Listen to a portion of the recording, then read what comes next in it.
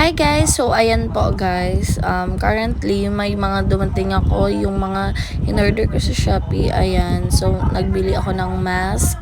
Ayan, iba-ibang klase ng mask and na-try ko na din siya. Ngayon, voice record ko na siya. Maganda siya guys. So maganda yung aking mga napamili sa Shopee. And then yan guys, binili ko lang siya sa boutique and napakaganda niya guys, ginagamit siya sa hair. Ayan, and bumili din ako ng ball pen. Ayan, yung parang aesthetic na ball pen. And bumili din ako guys ng clip. Ayan, para ganda-gandahan lang, 'di ba? Para aesthetic lang din. And then nilagay ko pa yan sa aking hairdo para aesthetic talaga. Ayan, for the trial lang first one. And then ayan, o diba, hindi pa nanggad tinapos yung pag hairdo. Ayan, duay lang. And then, yan, tatanggalin ko yan syempre. Ayan, diba. And then, after nyan, bumili din ako ng aking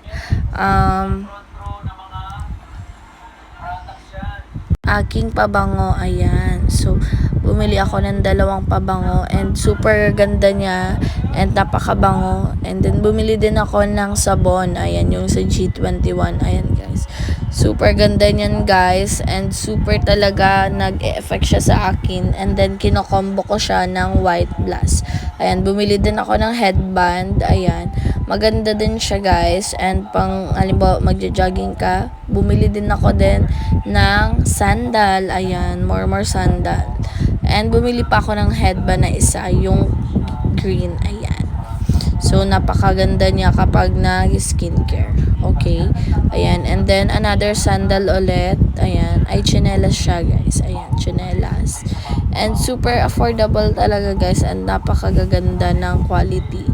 Ayan. So, hindi ka talaga malulugi kapag bumili ka sa Shopee. Ayan, basta siguradin mo lang na naka-free shipping sila. And then, bumili pa ako ng isa niyan. Ayan, more talaga yung binili ko. Bumili din ako ng Crocs. Ayan, 'di ba? Ang hilig ko kasi guys sa mga ganyan, guys.